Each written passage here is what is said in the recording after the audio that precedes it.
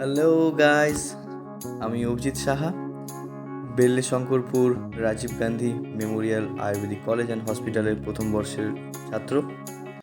তো আজকে তোমাদের যে ভিডিওটা দেখাচ্ছি সেটা হলো NCSM এর তরফ থেকে একটি ছোট্ট প্রোগ্রাম, যেখানে দেশের মানুষের প্রকৃতি বা স্বাস্থ্য কেমন সেটা নিয়ে আমাদের পরামর্শ দেওয়া হচ্ছে, সেটা কিভাবে আমরা জানতে পারবো এবং দেশের মানুষকে সচেতন রাখতে পারবো, এই নিয়ে একটি ছোট প্রোগ্রাম।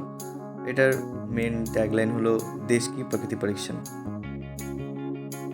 তো এই হলো আমার ক্লাসমেটস, দেখে নাও তোমরা সকলকে।